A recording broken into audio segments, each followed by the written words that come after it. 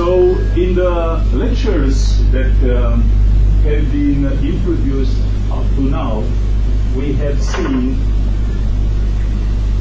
a static approach to the conversion process, because we consider a black box in which we are introducing energy and we are getting some outflows of that. So this approach is offering us a very important starting information. From one side, you have seen that we could have a very good hint about efficiencies. And when we are talking about efficiencies, now we have two parts.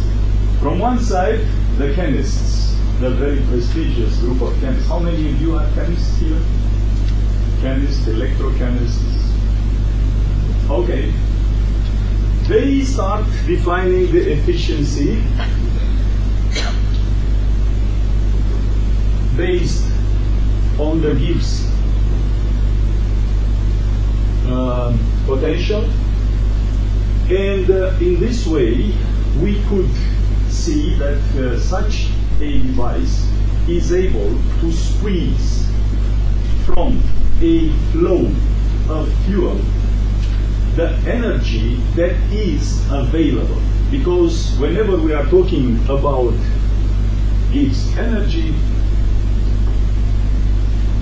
Gibbs potential, sorry, we are talking about free enthalpy, isn't it? So usually when we are talking about free enthalpy,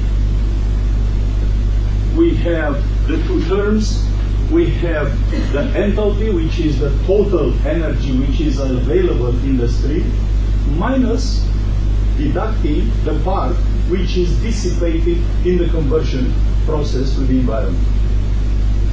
On the other side, we have the mechanical engineers that are thinking much more roughly in terms of what we are getting and what's in it for us. So in that perspective, we have, let's say, the useful work that we are getting of a stream based on the available heat that is provided in a special device. And you have seen the drawing, which is also in your folders, with the problems that was proposed by Professor Baker about the Carnot efficiency. And it was, let's say, introduced from, the Carnot efficiency was introduced from two perspectives. One perspective was, okay, Carnot efficiency is an important information that we can start with in analyzing let's say, such a device. But there is also a current among the experts in the field of fuel cells saying that Carnot efficiency is not for us. So Carnot efficiency, let's see it from where it started. So Carnot efficiency, do you remember how it was introduced? So it was a 28-year-old engineer. They say that in thermodynamics, 28, the age of 28, is a crucial point. There are many other scientists that at 28, they did their breakthrough in thermodynamics. So Carnot introduced the efficiency of an engine, taking into account the concept of reversibility. So when we are talking about reversibility, we are talking about the construct. So it's nothing that is in nature. All processes that we are talking in nature are irreversible. And you know very well that there are factors which are affecting the reversibility. First of all is friction. Always we are facing friction at micro and macro level. But also there are the non-linearities of the properties of different materials that are involved in in the conversion processes, and also the finite differences of temperatures. Finite differences of temperature at which the flows of heat are released. So these are the elements based on which Carnot arrived to the conclusion that such a efficiency could be defined based on the temperatures of the heat sources. So T1 is the temperature of the hot source, and T2 is the temperature of the cold source. So based on that, we could evaluate the maximum possible theoretical efficiency that we can get from a specific system or device. But looking a little bit into details of this definition, we could say that although it is an important, let's say, concept that could lead our minds, and as a matter of fact, over almost 1 century, the research activities on energy conversion have been directed by this definition of efficiency, offering many research directions in the area of how to increase the efficiency of different machines, equipment, devices, and so on. We can see that there are some limitations where, in principle, the input of the Carnot efficiency is very far of being useful in particular analysis. And from that perspective, I don't know how many of you are familiar with the concept of endo-reversible engine. So if for the Carnot engine we have, as I mentioned, heat source at T1 and cold source at T2,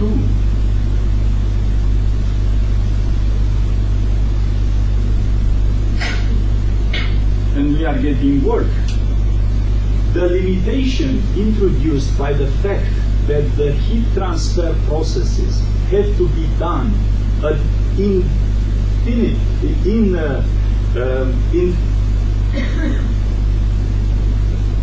very tiny differences of temperature, not finite differences of temperature, these introduce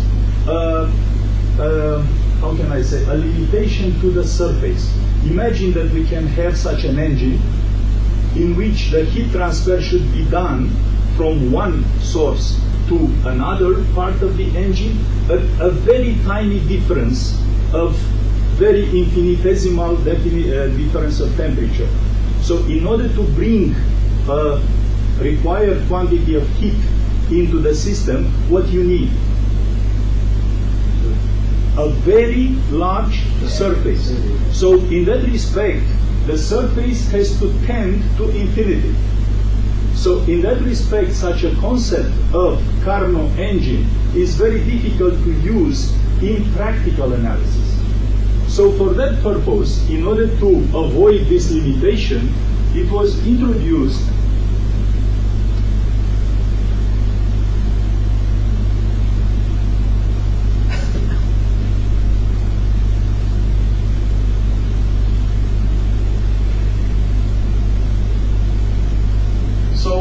we have the same T1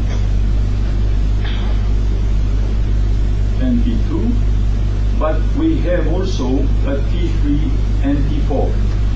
And between T1 and T3, we introduce a definite resistance, T13, and between T2 and T4, we introduce a finite resistance, T42. In this way, you could imagine that we have the same concept of having a machine with two sources, but we have introduced additionally a new approach by adding the heat transfer resistance in such a way that between T1 and T3 we already have a finite difference of temperature in such a way that we can have reasonable amounts or reasonable dimensions of heat transfer surface. You could say, okay, what's in it? What changes this? The change is that by the introduction of these resistances, the new value of the efficiency is getting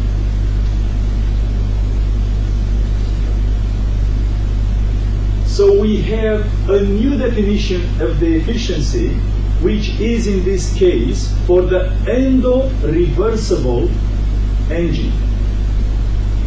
And although it is just a sign there that is introduced in the formula, the impact of that sign on the amount of this is fantastic. Let us see what is that fantastic change.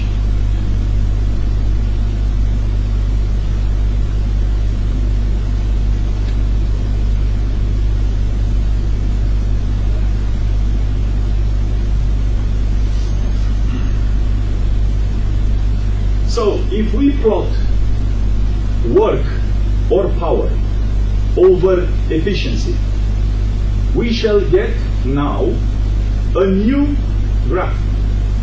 In this new graph,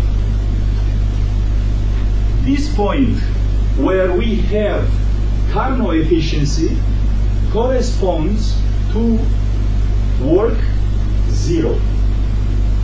And we have the new efficiency for the endo-reversible engine, which is at the maximum work, or nominal work, or whatever work that you would like to work with. Okay?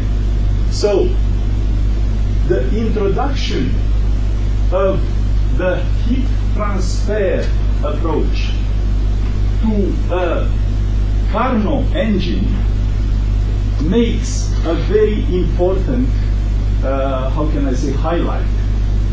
This is that, okay, the Carnot efficiency, it is very important, but we have to think always that Carnot efficiency is for an efficiency with 0 work or 0 power. Okay? So we can talk about Carnot efficiency only in such a working condition. If we want to analyze the system based on maximum load of the engine, we have to take into consideration the irreversibilities we introduced into that system. The same is also for the electrochemical devices, like is the case of a fuel cell. We can talk about the highest possible efficiency of a fuel cell when the current is 0. Okay? At the moment when the current increases, there are many losses which occur into the system, reducing the efficiency of the system. So, I didn't want it to say that whatever it was told to you in the former 2 days is useless, but I wanted to tell you that the perspective that has to be introduced now is to take into consideration the transport phenomenon. Quite a long introduction, isn't it? Okay, so this is the reason now why we have introduced this lecture about transport phenomena. And in this lecture today, we shall start, let's say, discussing from the beginning about the complexity of the fuel cell. We shall say a few words about the rationale of studying the transport phenomena. Then we shall emphasize the multi-scale structure of the transport phenomena within the fuel cell. And then we shall try to concentrate to three groups of transport phenomena, mainly on mass transport, then on charge transport and heat transport. So this is the, let's say, compass of our discussions today. And of course, anytime when you consider that something is unclear, or you have a different opinion than I, or you tell me something, just introduce that opinion. So, complexity. So, there are many aspects and approaches to complexity, but worldwide there is now a sort of common sense that in order to, let's say, cope very special features of different devices, today we have into consideration the full range of complexity of the systems. Okay, everything is complex. No, life is complex, just complex. Sometimes even crying is complex. As a matter of fact, I could tell you also a very small story about crying. Why is that complex to cry? So, in one of my visits in Azerbaijan, at the restaurant where I was sitting there, and the waiter told me that he was trained in the KGB, how can I say, courses. And he told me that it was a very, very tough type of training. So you had to make once, and without passing that step, you could not get in another. So he was introduced, and every day he was receiving a letter on the table with what he has to do to accomplish in order to pass to the next step. One day, in the letter, cried. He said, it's easy, I can make this anytime. So the letter, he started, after 1 hour, he said, well, maybe cry. Well, now it's not necessary. So he continued this over the day, and he discovered he cried. Then it was the second day when he was in the same letter in the front, trying to cry. And he was not able, so finally he had it. And he told him about his concerns. The friend said, well, you have to find out an approach to this. And the approach that was proposed was, look, think to something which is extremely and basic valuable for you. And then think if what's happening if that person or that thing will disappear in your life. So that was the approach, and then succeeded this after 2 days and many, many trials of crying. So that was what I say. I mean, very simple things might be extremely difficult. In this perspective, whenever we are talking about the complexity of a system, we have to take into consideration the structure of that system. We have system of systems. Each tiny thing, you can look to this UV flash. It's a huge macro system integrating other subsystems and so on. So each, even your finger or any kind of, let's say, very simple thing, it's a complexity of structures of different systems. Then in complex systems we have emergent behaviors. So there are subsystems or components which are emerging or imposing a special feature to the systems which are on top. There are sometimes adaptive. So you know very well, for instance, if we take even a case of a fuel cell and we have a raise of the temperature, the raise of the temperature will dry the membrane, the drought of the membrane will reduce the properties of transfer, and then we have a small type of adapting process to that. Then it is an aspect of predictability, because many times we cannot predict the properties of the whole system based on the property of the component system. So some hints about complexity. Well, in the case of a PEM fuel cell system, if we look from an airplane or a balloon, it looks quite simple, isn't it? There are not too many elements there. The whole thing is just a stack which is becoming more and more affordable. And for having this stack running, you have to have from one side fuel.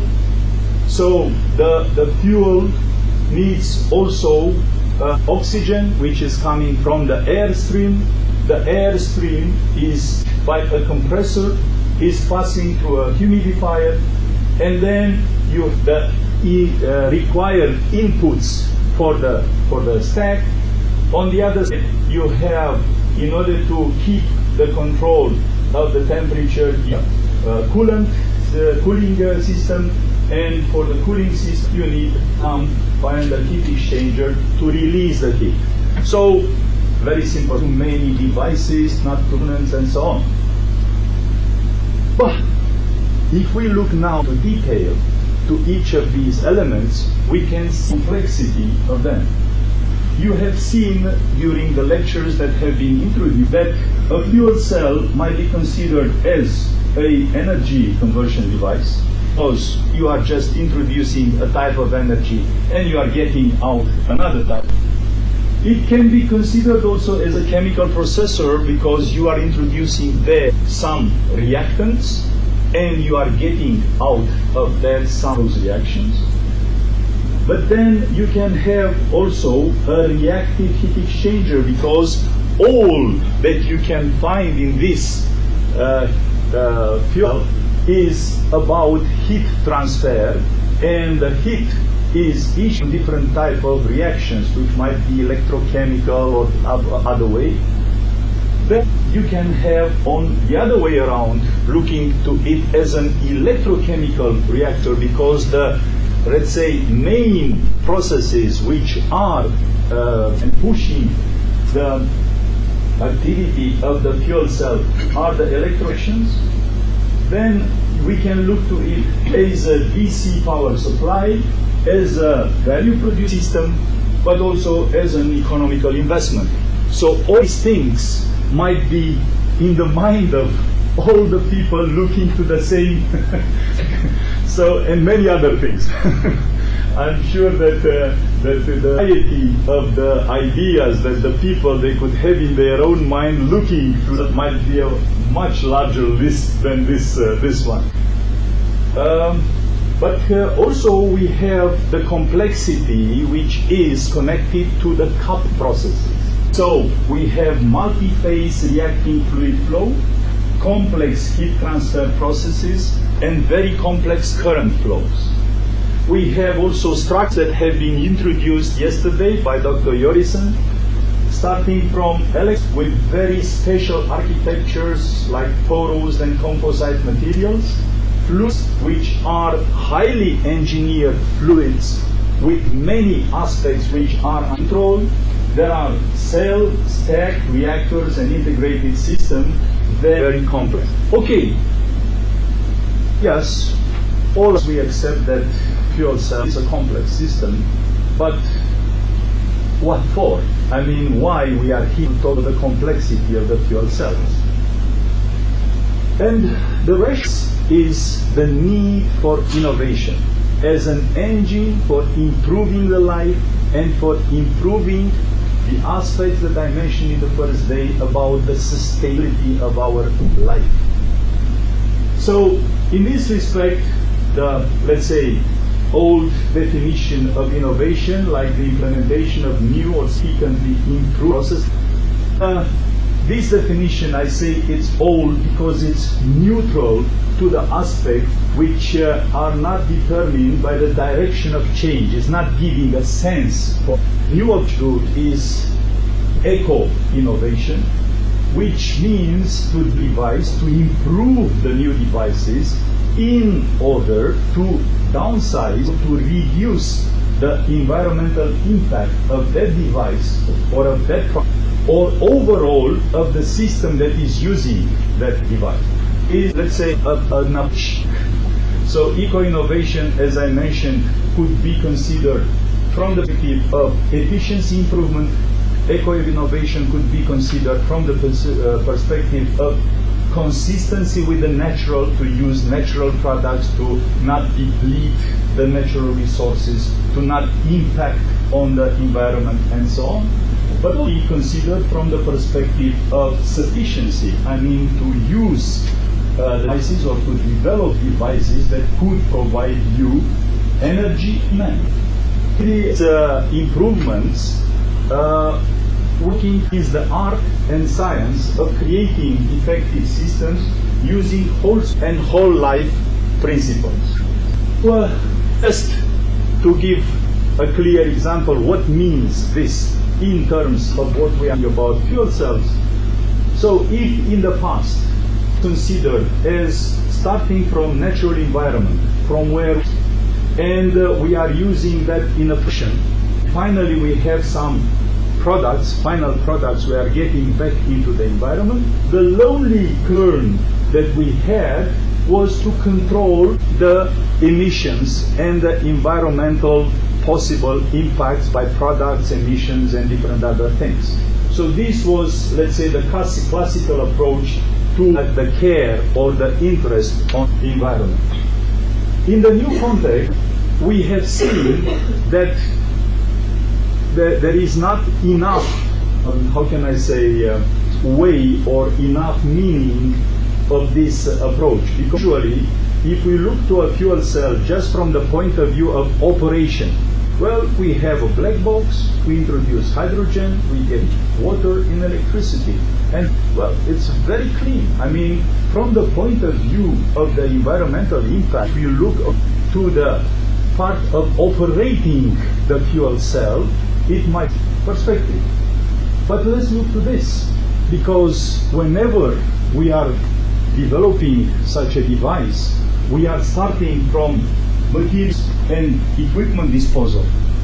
We are continuing with manufacturing, and after years or hours of operation, we have to go to repair and retrofit, to scrap and recycling, and so on. So we have this whole value chain where each of the elements that of this very simple system might have a very huge impact on the environment.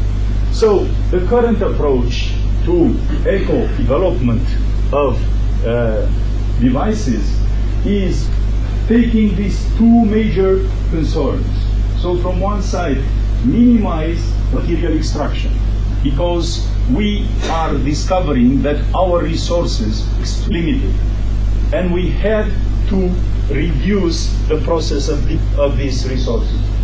And on the other side, to minimize the waste stream. In order to do this, we have to think it to the whole life process of a specific device, not only in the manufacturing phase, but also in the operating, reusing of this device. So, into a philosophy. Now, let's see how this philosophy could be applied when we are looking to our device, to the fuel cell. So, in such a device, as I mentioned earlier, we could look to it just as a black box, taking into account inflows and the outflows of that, and based on this analysis to see what we could bring of this conversion. But then, going into detail, we could see that from one side we have flows or streams of fuel has been prepared artificially. I mean, hydrogen is not natural fuel, so we have to prepare artificially based on a huge value chain of production of hydrogen. The hydrogen is passing a number of processes into the fuel cell on the anode side, and these processes we are on different scales, and we shall see immediately to the different scales that we are passing.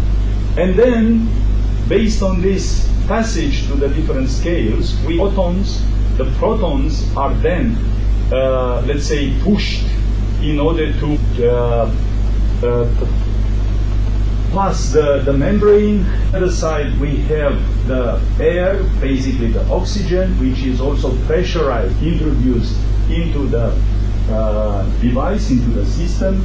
We have type of reactions there, and the reaction between protons and ions of oxygen is conducting to the production of water, which is one side of the story, and this running of the protons is getting place to the electrons to power the circuit to generate electricity.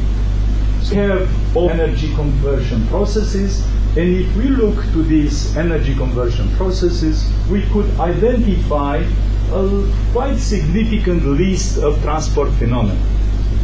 So first type of transport phenomena, we have gas flow. So we have gaseous flows both on fuel side but also on the cathode side.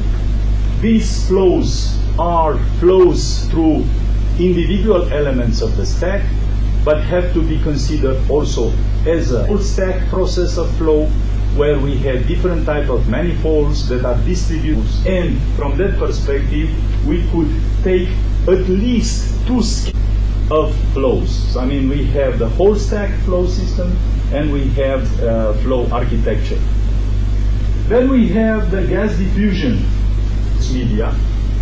The gas diffusion through the porous media is the process towards the catalytic processes, where we have the diffusion of the gases passing different spheres and different porous architectures. Is very special type of with different approaches for studying that, and approaches to the factors that are influencing them. The inflows and outflows generated by the electrochemical reactions, because electrical reactions are by themselves, and it was very clearly introduced yesterday by Professor Lamy about the mechanisms of running these electrochemical reactions. But an electrochemical reaction cannot run if you don't have the inflow of the reactants, and if you don't get rid of the results of the reactions. Proton transport to proton conductive polymer membrane. It's a process on itself. We shall go into details of this process, how this process is realized, and probably we could consider that this is one of the crucial, let's say, transport phenomena in the context of converting, let's say, an electrochemical reaction towards a energy device. Electron conduction to electrically conductive cell components.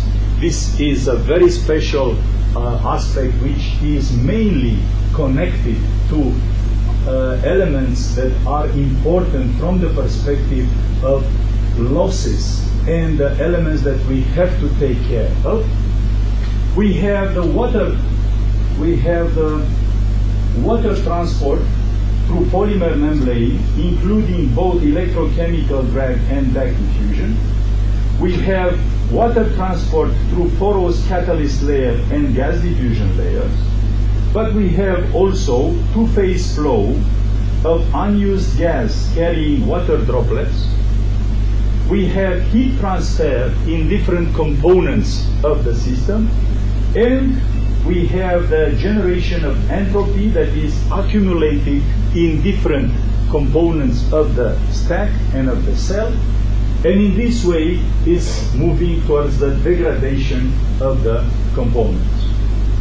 So I don't want to say that this put a dot to all transport processes inside the cell. There are different other processes which are interrelated to the ones that I mentioned here, but more or less based on the, let's say, research activities reported in the literature, more or less these are the mainstreams of research conducted in the aspects of transport phenomena. So then we have the scales. So basically we could say, okay, we have two scales. One scale is the cell scale, and the other one is the, let's say, stack scale.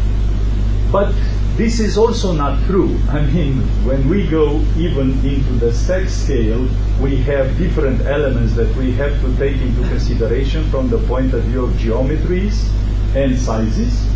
But also, coming to the cell itself, we can have cells with different dimensions, and the different dimensions could introduce dramatically changes into the transport phenomena associated to them. About the couplings. So the couplings is something extremely complicated. And as a matter of fact, maybe you know that Anatolia is the place of the legend of Gordian knot. So the complexity was discovered here in Anatolia, in these places, where you know the story that Alexander, when he passed over this city, they offered him a node, a very complicated node, and they told him that if he will be successful, or the person that will be successful to untie the node, he will rule the world. So Alexander took his sword and cut the node and offered his perspective to the way of solving the problems. In the case of fuel cell, we don't have a sword. Actually, we could have it, but at the end, what we got is a non-working fuel cell. So the couplings that we have inside the fuel cell are from, let's say, three major perspectives. We can look through them from electric, thermal, and fluid flow. So the electric, let's say, influences or processes are connected to thermal and to the fluid flows. From the connection to the thermal are mainly in the type of Joule heating. The connectivity to the flow are quite more complicated depending on the type of structures and depending to the type of the transport phenomena that we are talking to. But in any case, there are electrocapillarity and electroosmosis phenomena which are very well connected between them. And also, in different other cases, we can talk about electrophoresis and de-electrophoresis. The thermal processes are influencing also the electric and flow. The electric phenomena are influenced mainly from variability of different parameters, particularly the permittivity, and the ion diffusion processes are influenced by the thermal, let's say, factors. In the case of flows, of course, the fluid properties are mainly influenced by the temperature, local temperature, but also there are different other associated effects. And not at least, the flow itself is influencing the electric from the point of view of ion transport and streaming current and potential, but also is influencing the thermal processes from the processes of convection and even stress that occurs. So, taking into account these couplings and complexity and connectivities among the processes, I would like to come back to one sentence of Professor Baker. Yesterday he mentioned about the works that has been done in the area of minimizing the entropy generation. And it is a very nice theory that has been proposed based on the consequences of the second law, and this is called constructal law. The constructal law is, let's say, based on the works of Professor Adrian Bejan from Duke University, and look to this definition. For a finite size system to persist in time, to work sustainable, to live, it must evolve in such a way that it provides easier access to the imposed currents that flow through it.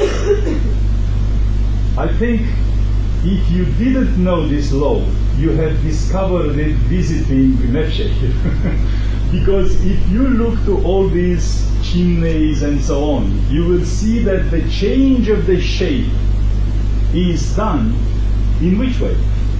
Well, maybe it was a fairy tale that came and said, well, this has to be the shape of that. No. No. The change has been done based on the shape that has to be taken by the structure in order to allow to the flows of water and wind to have better access. Whatever resistance that you put in the front of wind, that will continue to blow until it will reshape that structure to oppose minimal resistance or minimum access to the wind. Wherever format or whatever shape you put in the front of the water stream, that stream shall work and the structure will be reshaped in the way to oppose minimal resistance, to offer maximum access to water to pass through. So when we are looking to the transport phenomena,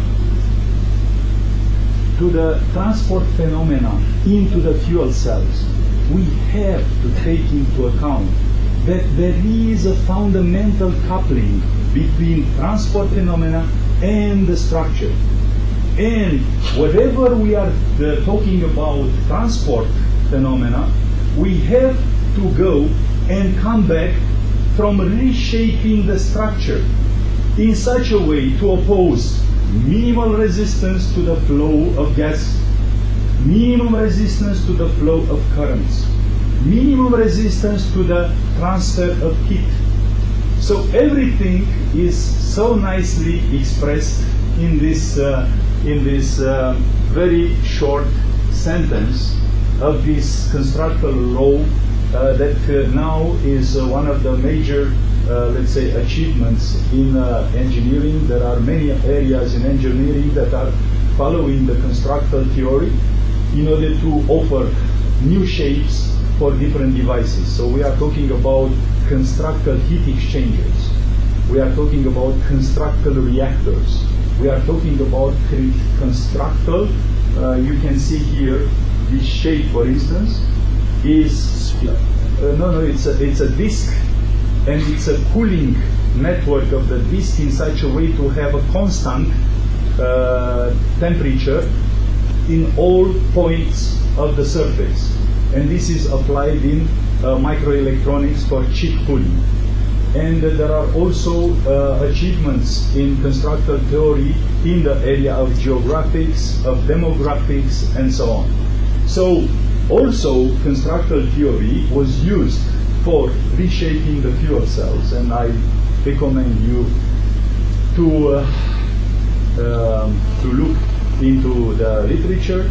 You will find the works from ETH. It is a group led by Professor Poulikakos, and they are working in reshaping the flow architectures in order to offer minimum resistance to the different flows and maximum access to the streams.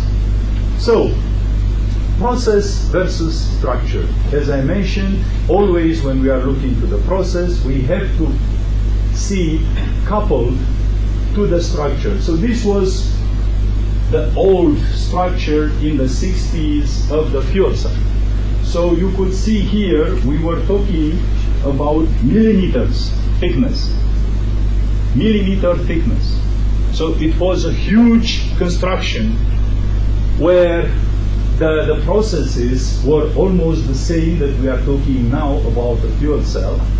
And it was a tremendous work from one side to understand the processes, and from the other side to reshape the structures in order to arrive for this architecture that we know today as a reference architecture in a specific fuel cell, taking into consideration the aspects related to the fuel flows, oxygen and air flows, taking into consideration the current flows from the system and taking into consideration the heat flows from the system. So it was a tremendous effort to downsize these structures from millimeter order to micron orders. And of course, the process of structuring is not stopping here, is continuing not only as a wholesale architecture, but taking into account each detail of the architecture in order to optimize it for the flow, and each component of the cell in order to respect the flows and to minimize the impact of different influences. So finally, we are arriving to optimized architectures of unit cells, with which includes generic components, MAE, fuel flow, oxidant flow, and coolant flow. And we arrive to, let's say, stack. We have also optimization of flows. So I consider that in order to go into detail, we have to pack some of these, let's say, transfer phenomena, and to focus on terms related to some of them. Since the transfer to related to everything is happening in the interface, so what will reducing the size? That's what I guess you said for the last 10 years. We've been seeing the size is diminishing as well as maybe material is changing. If everything is happening in that interface, what will it do to diminish the size? Thank you very much for this remark. This is a very good remark. I mean, I don't know if you the remark of Professor Hanger. He was saying that, okay, we have structures that have been downsized based on this optimization of the flows. Okay, now we succeeded to have very tiny thicknesses of different layers to even continue to do better there, even much thinner. But what about interfaces? And this is exactly the limit or the frontier of research. At the moment, most of the research groups, fundamental groups, are working on interface. So the interface is very important. For instance, if you want to obtain a high resistant material, for instance, if you want to have a very good shield, thermal, or the space, let's say plane, space shuttle. In that endeavor, there are groups working to have multi-layers as possible, as in order to introduce as many possible layers or interfaces that could raise the resistance for the heat transfer process. But on the other side, at the interface, there are many processes which are beyond the physical properties that we knew up to now, like hydrophobicity as shown. There are properties of patterning, because have molecules of a specific fluid that are in interaction with the molecules of a specific layer. And in this process, there are patterning properties by this interaction that then is reshaping the process into that fluid layer and so on.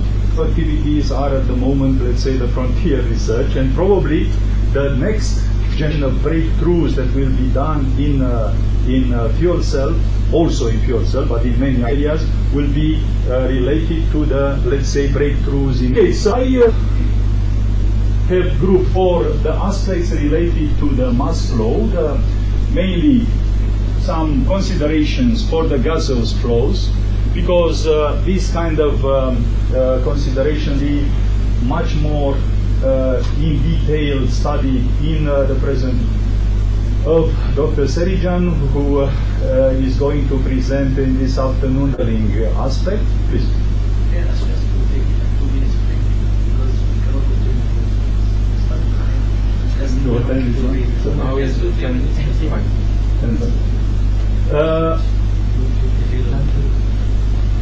To speak louder. Just two more slides. Let me in 5-10 minutes. I'll make a presentation. Okay, yes. So we'll do that. So as I wanted to say is that the gaseous flow phase in channel architecture, we should say just few consideration to this, and this will be much in detail in the modeling aspect. We shall say just few words about the reacting, permeation, and water transfer aspect. So regarding the gaseous flows, from the perspective of looking to the major phenomenology of the flow itself, we could see that the things are quite simple. So from one side, we have a pressure difference between inlet and outlet of the channels. And based on this pressure difference, particularly the static pressure distribution, will look like in this view graph. And we shall have a dynamic pressure distribution, which will be quite uniform, all these channels, and this will be one of the major. So whenever we are talking about, let's say, we have two components. One component is the static pressure, which is determined by the gravitational or conservation forces, and the dynamic component of the pressure, which is a component depending on the flow elements, particularly the kinetic component of the flow. So from that perspective, as I wanted to say, is that the dynamic will be uniform. So the total contribution in the decision of the static pressure and the velocity along the channel will have quite a uniform distribution along the channels. So the influence of the processes of mass transfer into these gaseous flows are also connected to the structure of the channel. So inside we have transfer influences, because we have from one side the flow which is perpendicular on this view graph, but also we have from, let's say, side towards the structure frame, electrode assembly, and further on towards the membrane, and from the side, from the cathode side, we have the let's say influence of the mass transfer flow towards the elements of the membrane electrode assembly. In the part of heat, the influences are a little bit more complicated, because from one side, the influence of the heat transfer between the flow and the configuration of the channel, we have mainly convective type of transfer, but also we should not forget, depending on the differences of temperature, we should not forget about radiation type of transfer, and of course conductive transfer. And also between the components of the cell, there are conductive type transfer. I shall make immediate, but I wanted to show this view graph to my dear friend Dr. Sotridis. Whenever we are talking about gaseous flows, there are different aspects that we are talking about, and we are forgetting that with some barriers in the way of thinking and considering them. So the barriers that we have today in science is the transition between the particulate flows towards continuum flows. Okay, this is a Fields metal problem. You know this it's a very famous equation of Boltzmann for transfer, and kinetics. It is a huge effort of research in order to transfer the mathematical concept from particulate flows towards bulk flows or continuum flows. So a few years ago, it was one of the scientists from France, I think it was a group that was awarded with the Fields Medal for partially solving the transition from the Boltzmann equation towards continuous type of equations to make this shift. But if also to the methods that we have in order to explain ourselves the process. In the case of particulate flows, we are working mainly with molecular dynamics and Lattice-Boltzmann type of methods. There are also methods which are Pablo simulation, but look to this white area looking for you. Is looking for the 28-year wormhole when as a young scientist you are invited and waited for mates in this scientific approach. So we stop here just for coffee, 10 minutes. Thank you very much. And we'll go further. Just a